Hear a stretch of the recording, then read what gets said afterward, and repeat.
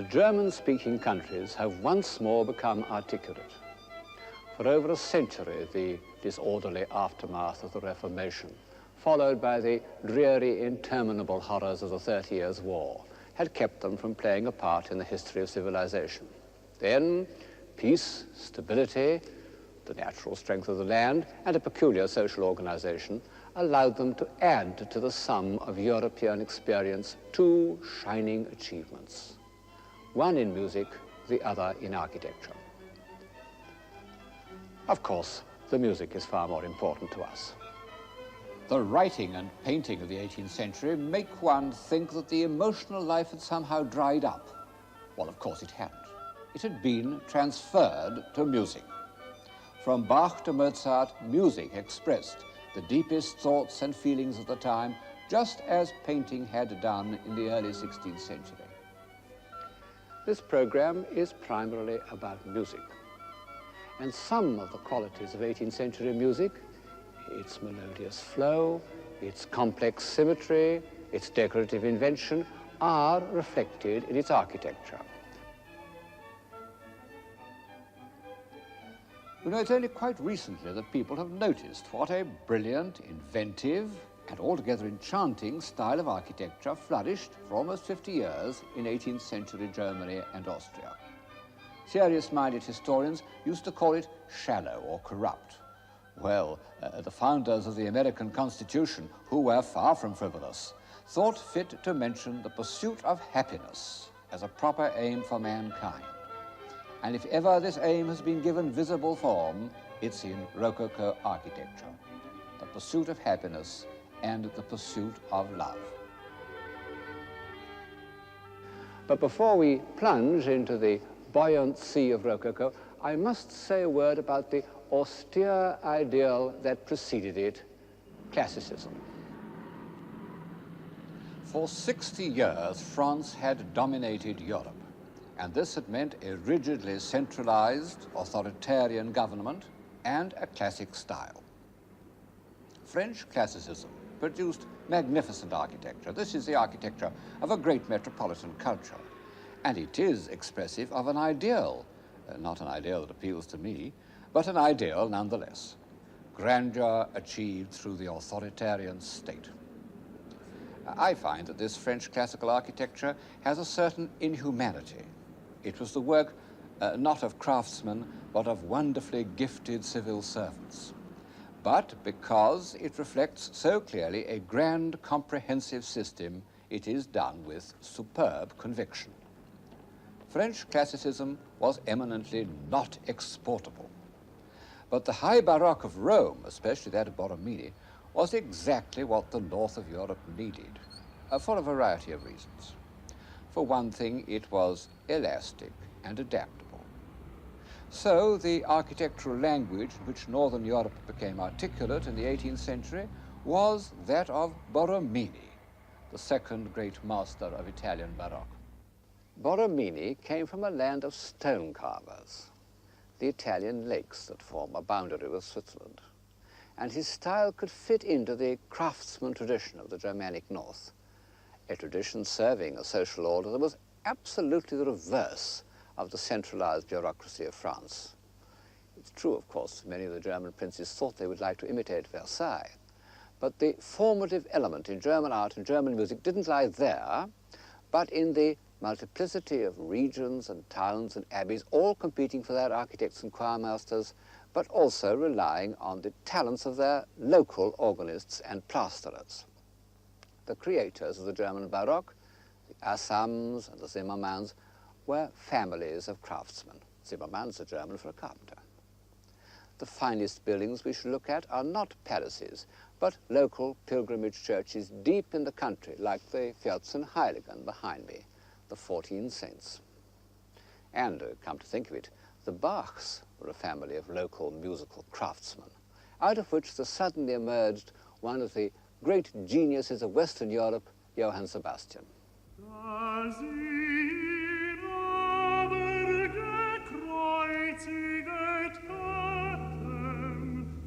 Teilten sie seine Kleider und warfen das Los darum das erfüllet würde, das gesagt ist durch den Propheten. Sie haben meine Kleider unter sich geteilt und über mein Gewand haben sie das Los geworfen. Und sie saßen all da und hüteten sein.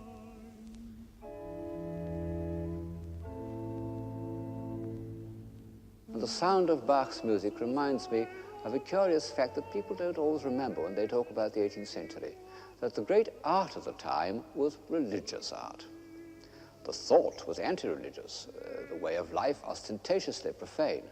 We are right to call the first half of the 18th century the Age of Reason. But in the arts, what did this emancipated rationalism produce? One adorable painter, Watteau, some nice domestic architecture, some pretty furniture, but nothing to set beside the Matthew Passion or the pilgrimage churches and abbeys of Bavaria and Franconia. Die aber vorübergingen, lästerten ihn und schütteten ihre Köpfe und sprachen: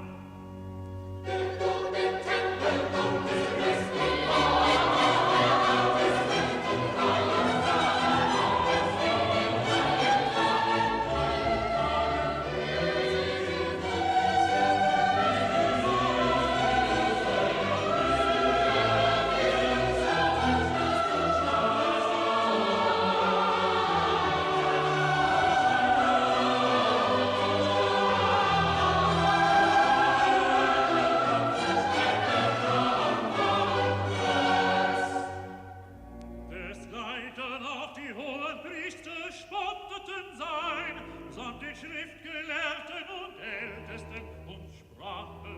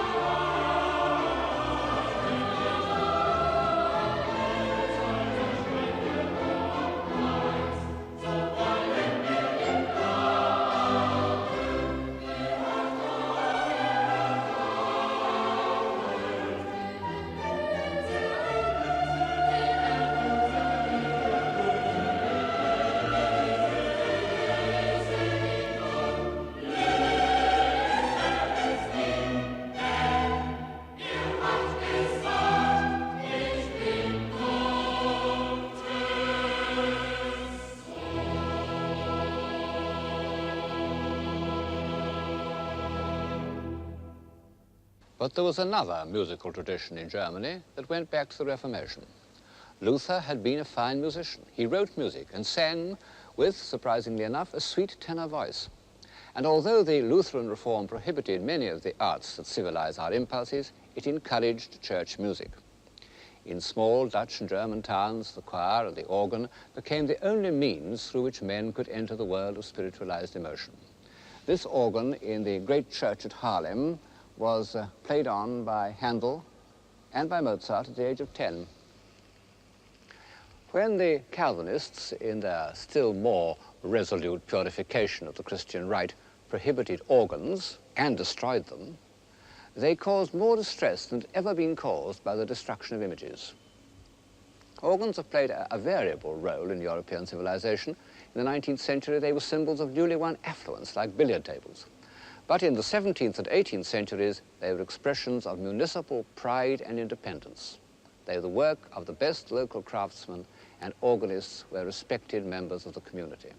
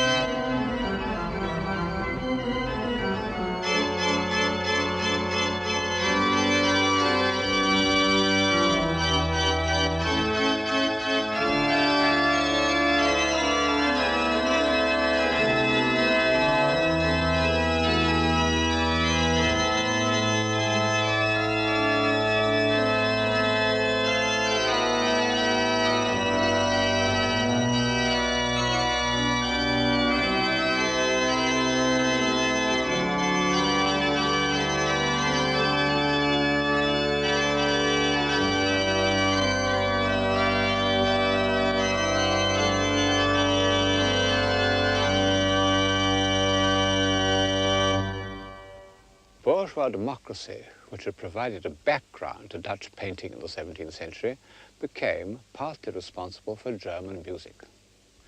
And it was a society more earnest and more participating than the Dutch connoisseurs had been. This provincial society was the background of Bach. His universal genius rose out of the high plateau of competitive musical life in the Protestant cities of northern Germany. One could even say that it rose out of a family that had been professional musicians for 100 years, so that in certain districts the very word Bach meant a musician. And his life was that of a conscientious, somewhat obstinate, provincial organist and choirmaster. But he was universal. A great musical critic said of him, "He is a spectator of all musical time and existence, to whom it is not of the smallest importance whether a thing be new or old, so long as it is true." And we once more find that we can illustrate Bach's music by contemporary building. This church behind me, the pilgrimage church of the Vierzehnheiligen, was built by an architect who was only 2 years younger than Bach. He was called Balthasar Neumann, and although his name isn't well known in the English-speaking world, I think he was certainly one of the greatest architects of the 18th century. Unlike the other builders of German Baroque, he was not primarily a carver or plasterer, but an engineer. He made his name as a master of town planning and fortifications. And inside his buildings, just as when we're listening to Bach, we are conscious of a complex plan worked out like the most intricate mathematical problem. And when occasion demanded it, he made use of ornaments as lavish and fanciful as that of the most ebullient Bavarian plasterer.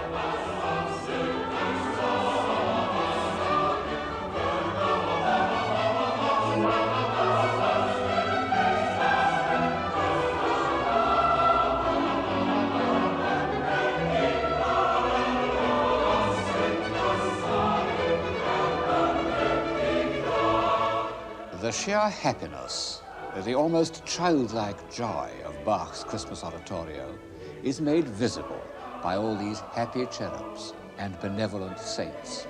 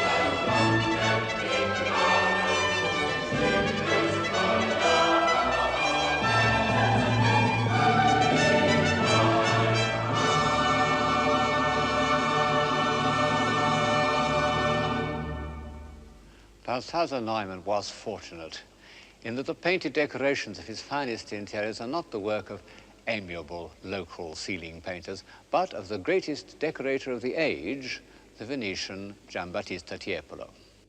Here's his masterpiece, the ceiling of the staircase in the Bishop's Palace at Würzburg, known as the Residence. And there, in fact, in the corner, is Tiepolo's self-portrait, the man with the yellow scarf, with his son, Gian Domenico, also a very good painter, looking over his shoulder. And then, as you move along to the middle, here, this very grand military-looking man is the architect himself, Balthasar Neumann, looking at the great master of fortifications. The residence doesn't seem quite our idea of a bishop's residence, being in fact about 3 times the size of Buckingham Palace and incomparably more splendid, and one can't help speculating on the tithes and taxes that the peasants of Franconia had to pay in order that their episcopal master should do himself so well. But one must admit that many of these rulers of small German principalities, dukes, electors, bishops, or whatever, were in fact remarkably cultivated and intelligent men. Their competitive ambitions benefited architecture and music in a way that the democratic obscurity of the Hanoverians in England did not. The Schönborn family, one of whom was responsible for the residence at Würzburg, were really great patrons whose names should be remembered with the Medici. I felt some scruples in comparing the music of Bach with the Baroque interiors. No such hesitations prevent me from invoking on this splendid staircase the name of George Friedrich Handel. You know, great men have a curious way of appearing in complementary pairs. And this has happened so often in history that I don't think it can have been invented by some symmetrically minded historian, but must represent some need to keep human faculties in balance. However that may be, there's no doubt that the 2 great musicians of the early 18th century, Bach and Handel, fall into this pattern of contrasting and complementary personalities. They were born in the same year, 1685. They both went blind from copying musical scores, and both were operated on, unsuccessfully, by the same surgeon. But otherwise, they were opposites. In contrast to Bach's timeless universality, Handel was completely of his age. Instead of Bach's frugal, industrious career as an organist with numerous children, Handel made and lost several fortunes as an impresario. This amiable statue of him was erected by the grateful proprietors of an amusement park, Vauxhall, in which his music had been one of the attractions. There he sits in unbuttoned mood, one shoe off and one shoe on, not caring how much he snitched other people's music, as long as he produced something effective. In his youth, he must have been charming, because when he went to Rome as an unknown young virtuoso, he was immediately taken up by society, and cardinals wrote libretti for him to set to music. And there are remains of remarkable good looks in this head. Later in life, when Handel had settled in England and entered the world of operatic production, he became less anxious to please, and is traditionally said to have held one of his leading ladies out of the window and threatened to drop her if she didn't sing in tune. He remained faithful throughout his life to the Italian Baroque style. In consequence, his music goes well with the decorations of Tiepolo, which even have the pseudo-romantic subjects of his operas. One can look with pleasure at the marvelous Tiepolo ceiling on the staircase at Würzburg with Handel's music in one's ears. Till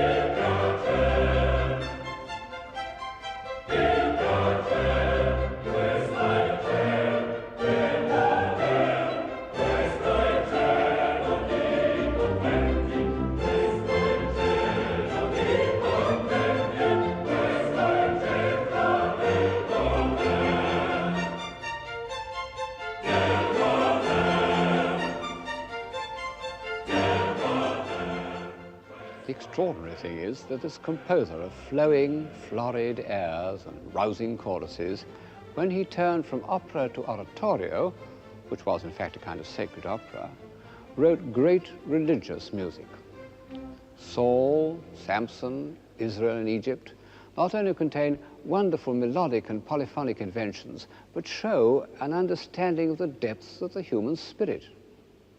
As for the Messiah, it's like Michelangelo's creation of Adam, one of those rare works that appeal immediately to everyone. And yet, it is indisputably a masterpiece of the highest order.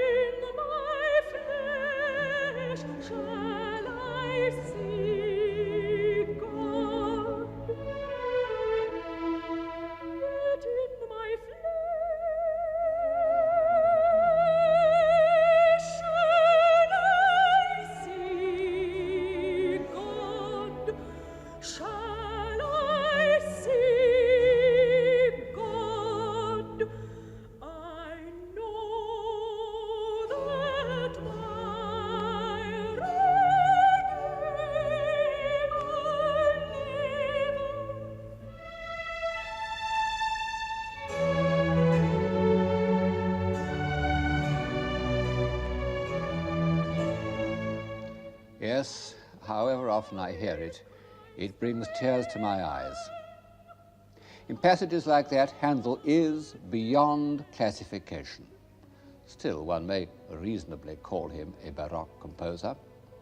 Now, Baroque first came into being as religious architecture and expressed the emotional aspirations of the Catholic Church. Rococo was to some extent a Parisian invention and provocatively secular. It was, well, superficially at any rate, a reaction against the heavy classicism of Versailles. Instead of the static orders of antiquity, it drew inspiration from natural objects in which the line wandered freely, without symmetry. Shells, flowers, seaweed, vines, especially if they wandered in a double curve. Rococo was a reaction against the academic style, but it wasn't negative. It represented a real gain in sensibility. It achieved a new freedom of association and captured new and more delicate shades of feeling. All this is expressed through the work of one exquisite artist, Watteau. He was born in 1684, the year before Bach and Handel, in the Flemish town of Valenciennes, and he derived his technique from Rubens. But instead of a hearty Flemish acceptance of life, Watteau, who was a consumptive, discovered something in himself that had hardly ever been seen in art before, a feeling of the transitoriness and thus the seriousness of pleasure. He had brilliant gifts. He could draw with the style and precision of a Renaissance artist, and he used his skill to record his rapture at the sight of beautiful girls. What dreams of beauty they are.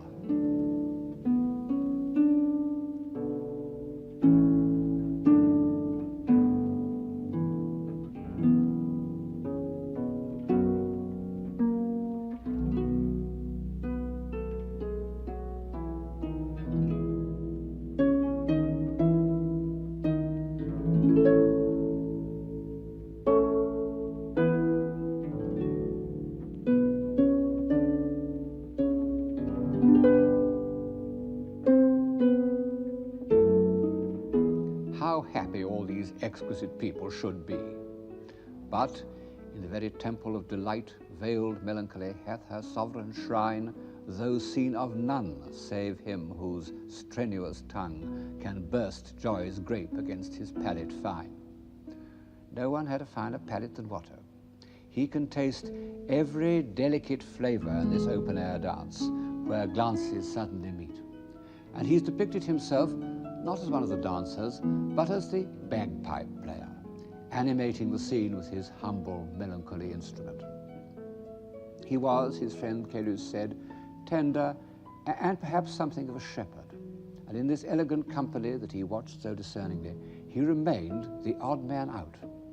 And Gilles, the simpleton whose tall white figure rises in isolation from his fellow comedians, is a sort of idealized self-portrait, tender, simple, and yet capable of love and of delicate intuitions.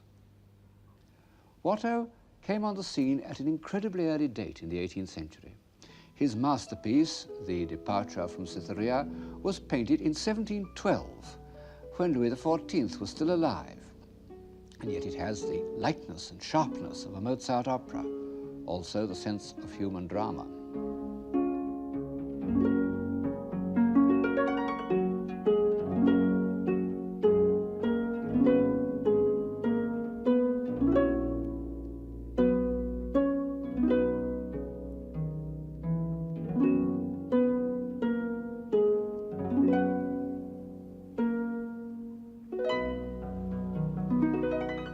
The new sensibility of which Watteau was the prophet showed itself most of all in a more delicate understanding of the relations between men and women. Sentiment. The words got into trouble, as words do, but it was, in its day, a civilizing word. Sterne, in his Sentimental Journey, that somewhat discredited work of Rococo prose, tells a fable about a town of Abdera, which was the vilest town in all Thrace. What with poisons, conspiracies and assassinations, libels, pasquinades and tumults, there was no going there by day, 'twas worse by night. Till, hearing a play of Euripides, the people were struck by a speech of Perseus. O Cupid, prince of gods and men. Every man almost spoke pure iambics next day, and talked of nothing but Perseus, his pathetic address. O Cupid, prince of gods and men. Every street of Abdera, in every house, O Cupid, Cupid, in every mouth, like the natural notes of some sweet melody which drop from it whether it will or no. Nothing but Cupid, Cupid, prince of gods and men. The fire caught, and the whole city, like the heart of one man, opened itself to love. No pharmacologist could sell one grain of hellebore, not a single armorer had a heart to forge one instrument of death. Friendship and virtue met together and kissed each other in the street. The golden age returned and hung over the town of Abdera. Next to love, Watteau cared most about music, for which, his friends tell us, he had a most delicate ear. Nearly all his scenes are enacted to the sound of music. In this he shows himself as part of a tradition going back to the Venetians, of whom Pater said that they painted the musical intervals of our existence, when life itself is conceived as a kind of listening. In a Watteau, we are in the world of poetry, not only on account of the grace of the figures, but because the facts have been translated into the most exquisite paint. Watteau's colour has a shimmering, iridescent quality which makes one think immediately of musical analogies.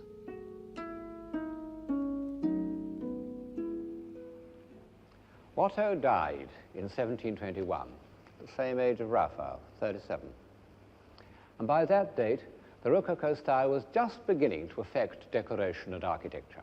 10 years later, it had spread all over Europe, producing a style as international as the early 15th century Gothic. Rococo even spread to England, although the native good sense of a fox-hunting society prevented its more extravagant flights. I suppose that most of the plaster work, like most of the opera singing, was done by foreigners. But a group of English craftsmen designed and executed the decorations in this music room from Norfolk House, which is only a little less elegant than its Parisian counterpart. It's extraordinary how a true international style controls the shape of everything. It's an absolute compulsion which overrides convenience, or what we used to call functionalism. It makes everything dance to the same tune.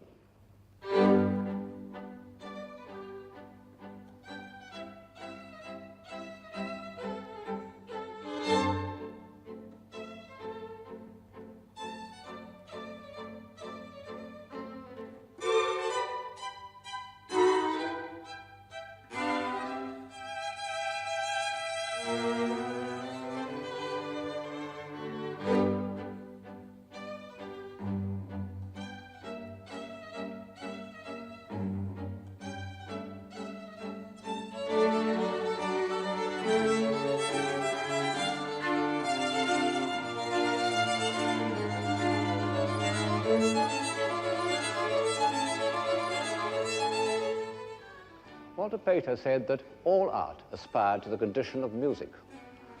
I don't suppose he thought of extending this famous dictum to applied art, but it is true of the finest Rococo design. The rhythms, the assonances, the texture have the effect of music and are echoed in the music of the next 50 years.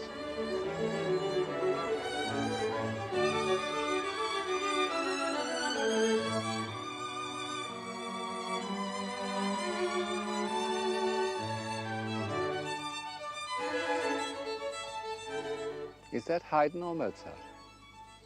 Well, I happen to know that it's Haydn. One can't always be sure.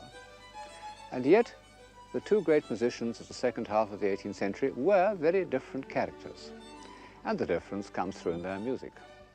Haydn, who was 20 years older than Mozart, was born in Croatia, the son of a wheelwright, and was fundamentally a peaceful, spacious, soil-conscious man.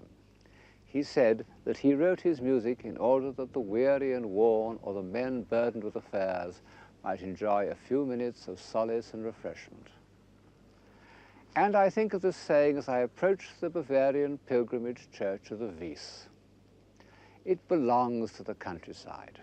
In fact, from a distance, it might almost be the hall of a rustic manor. But enter it, and the most incredible richness appears before your eyes.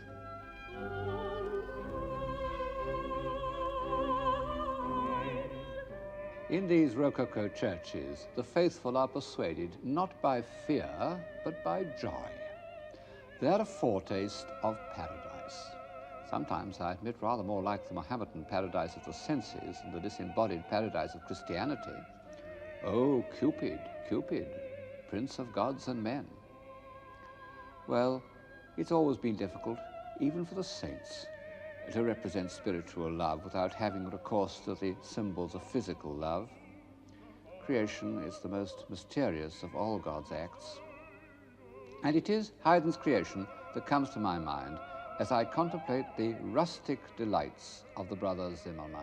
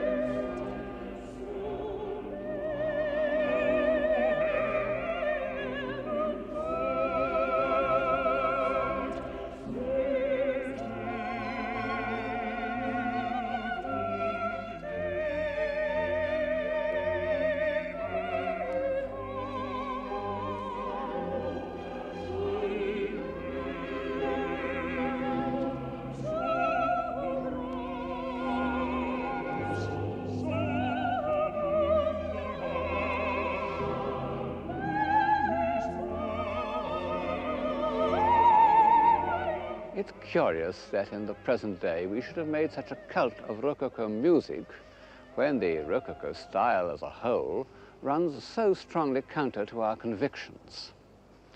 You see, many of the most beautiful Rococo buildings of the 18th century were built simply to give pleasure by people who believed that pleasure was important and worth taking trouble about and could be given some of the quality of art. And we managed to destroy a good many of them during the war, including the Palace of Sanssouci at Potsdam and the Zwinger at Dresden. As I've said, it may be difficult to define civilization, but it isn't so difficult to recognize barbarism. But by chance, we didn't hit the pleasure pavilions at Nymphenburg, which is a suburb of Munich. Munich itself we pretty well laid flat. They were built for the Elector Max Emanuel by his court dwarf named Cuvillier, who happened to be an architect of genius. Despite his French name, he came from Flanders. This behind me is the most famous of them, I suppose, the Amalienburg. The exterior is quite simple. The interior a riot, or rather a ballet, of beautifully designed ornament.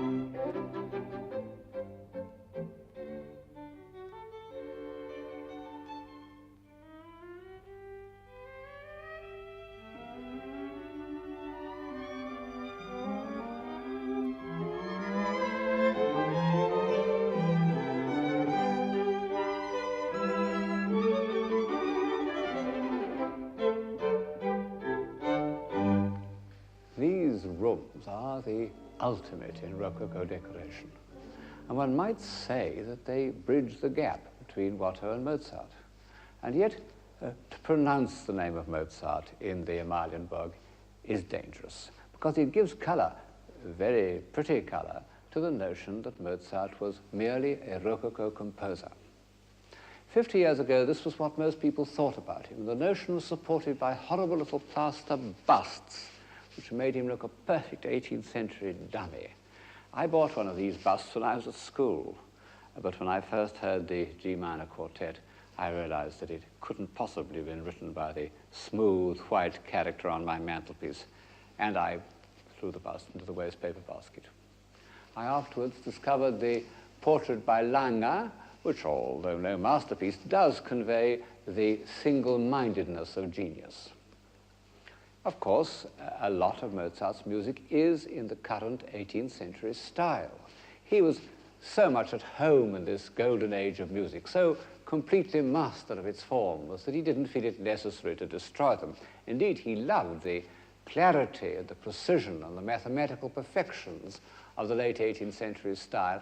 I love the story of Mozart sitting at table, absent-mindedly folding and refolding his napkin into more and more elaborate patterns as fresh musical ideas passed through his mind.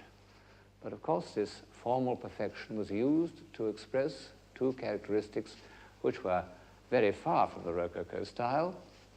One of them was that peculiar kind of melancholy, a melancholy amounting almost to panic, which so often haunts the isolation of genius. And Mozart felt it quite young. And the other characteristic was almost the opposite, a passionate interest in human beings and in the drama of human relationships. How often in Mozart's orchestral pieces, concertos, quartets, symphonies, we find ourselves participating in a drama or dialogue. And of course, this feeling reaches its natural conclusion in opera.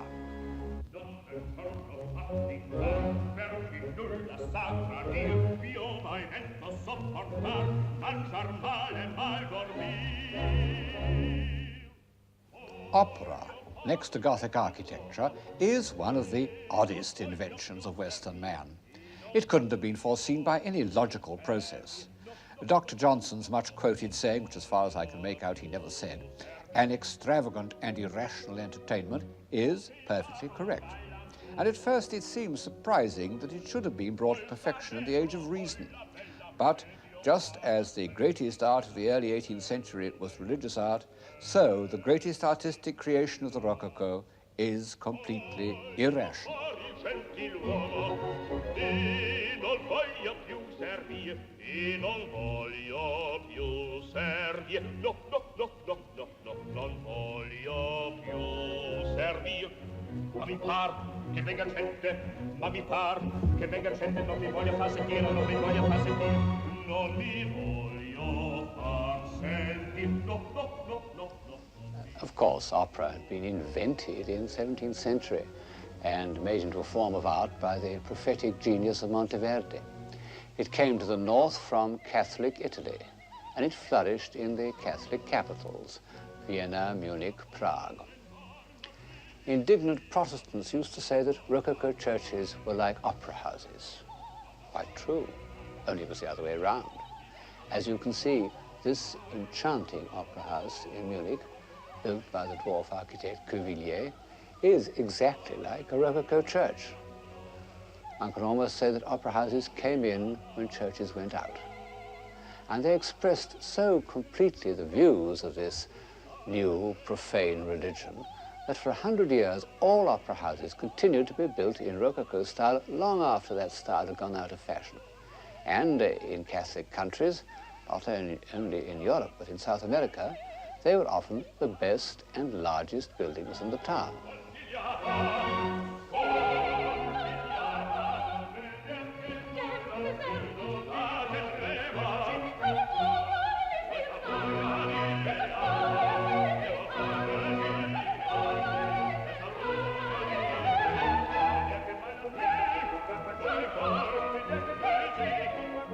As Don Giovanni assaults Donna Anna, her father, the commendatore, comes down the stairs.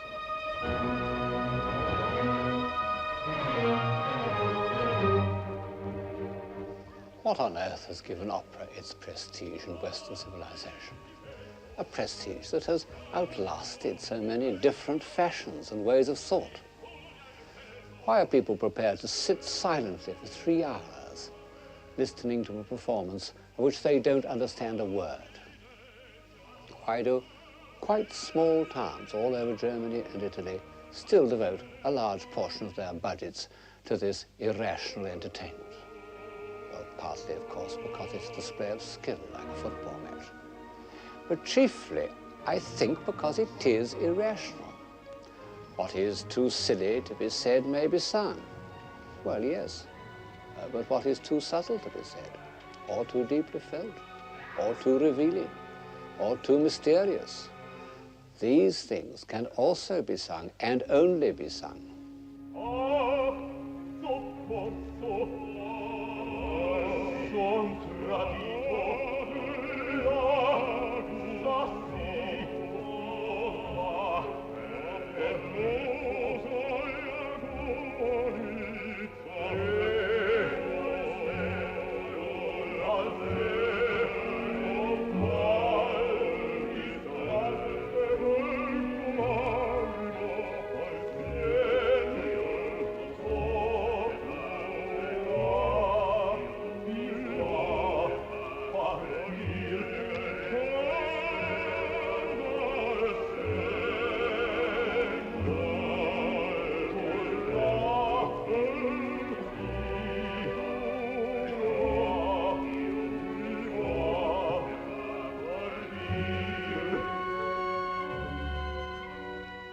No wonder that the music's rather complicated, because even today our feelings about Don Giovanni are far from simple. He's the most ambiguous of hero villains. The pursuit of happiness and the pursuit of love, which had once seemed so simple and life-giving, have become complex and destructive. And his refusal to repent, which makes him heroic, belongs to another phase of civilization.